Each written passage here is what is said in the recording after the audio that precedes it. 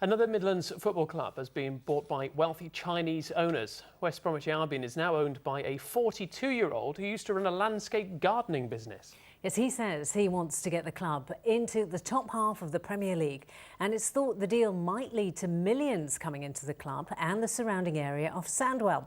Our business correspondent Mark Goff is at the Hawthorns now. And Mark, what more can you tell us about this new owner? Yeah, he's a Mr. Guo Chan Lai. I hope I've pronounced his name correctly. He is very wealthy. He currently runs a sports development investment company out of Shanghai. Before that, he did run a landscape gardening business, as you said in your introduction. Not any old landscape gardening business. This was worth £1.8 billion.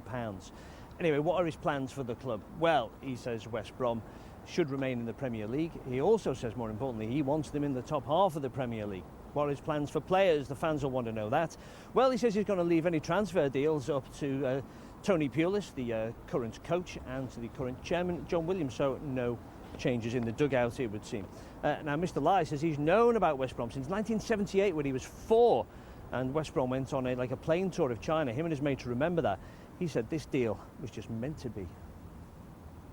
我当然特别的开心啊，因为能入主这个西布朗这样的一个超级而且有悠久历史的这样的俱乐部，我真的是特别的激动。选择这个俱乐部的因素特别多，有非常多这个吸引我的这个原因。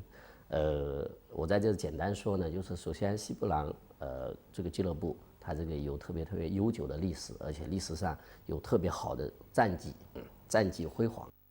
Because it's a sound investment deal when the club is debt-free. I've been talking to a business analyst, Paul Forrest from the West Midlands Economic Forum, and he says when the Chinese make a deal, they take a long time to decide, but when they do, they're in it for the long haul. And he said this place could become as big as Man City. In the long term, it is potentially very significant for the club.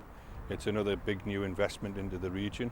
For the club itself, it probably opens up the door of significant new funding, and we're probably moving up the league instead of mid-table obscurity. They could actually plan for some big cup competitions. And West Brom have actually got some of the most significant potential of all of the clubs in the region.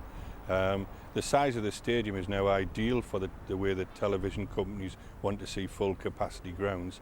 In addition, the land around here could be opened up for development, and in the same way that Manchester City boosted the east side of Manchester with the developments there, then you could see a significant development here in West Bromwich and in northern Birmingham.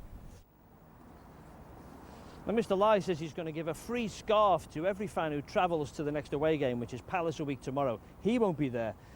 He'll be here for the first home game against Everton on August the 20th. Then, he says, he'll buy everyone in Hawthorns a drink. Sounds like a generous man. Mark, thank you very much. And we'll be continuing our look ahead to the football season a little later on in the programme.